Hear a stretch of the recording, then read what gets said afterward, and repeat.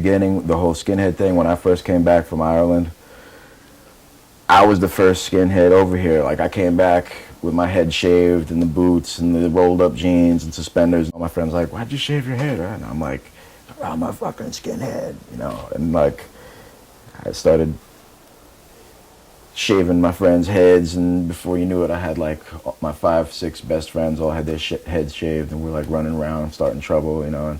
But we were just kids, and it was like no one took it too seriously. But you know, within a couple, like by the next summer, I mean, there was like, it had gone from 5 or 6 kids to like 20 kids, 25 kids.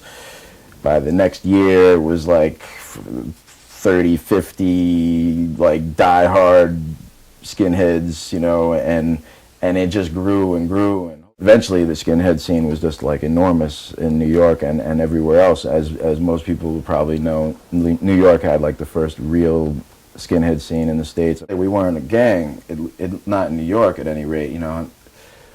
And when I hitchhiked out west, I was hanging out with a lot of cats out there, bands like Verbal Abuse and the Fuck Ups, and you know, I was friends with everybody really, but I mean, I was friends with the Dead Kennedys too and shit. MDC, everybody was friends back then in the early days, you know, in the early days. It wasn't, like I've said before, it wasn't really till Maximum Rock and Roll started fucking it all up, you know, like that started pitting this group of people against that people. All right, you know, fine, the skinheads, maybe they were the fucking, maybe we were the idiots on the scene who got more fights and got more drunk and started more shit, but still, we were also the same idiots that would protect the kid with the mohawk when he was getting fucking jumped by a bunch of fucking brothers outside the show, or we were the same idiots that would jump in when like MDC was getting jumped by a bunch of fucking whatever, you know. It's like we were, you know, it was a hard, everybody was pretty much down with each other. New York, we were pretty much open to just about all the different scenes and bands that came through town, because we, you know, in those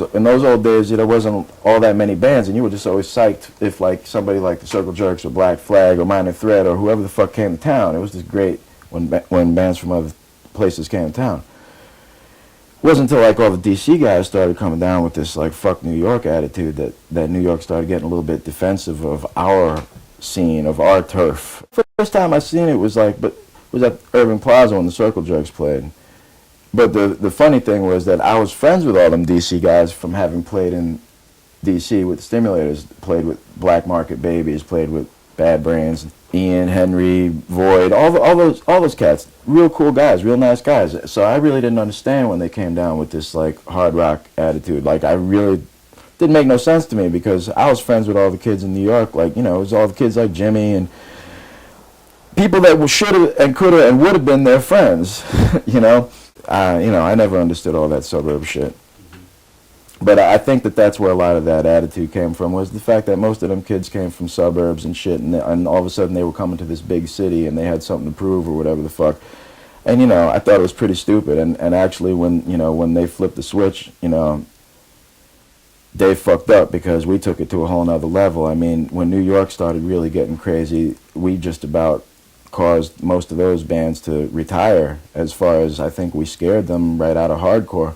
You know, like bands would come to New York to play, and there'd be more of kids from the New York scene like up on stage just like, yeah, what, you know, like kind of like bands trying to play, and everybody's just like, you know, kind of just like, yeah, you in our house, what's up, motherfuckers? And it was like, and a lot of bands were just like, oh, you know, they didn't want to play in New York anymore.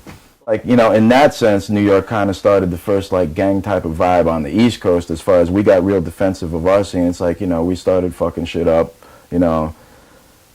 Me and my friends in particular were probably pretty bad, you know, like, you know, we all done a lot of stupid shit. You know, being young, doing lots of drugs and drinking and all that shit, that causes a lot of stupid behavior. But, yeah, the New York scene was real rough for a while.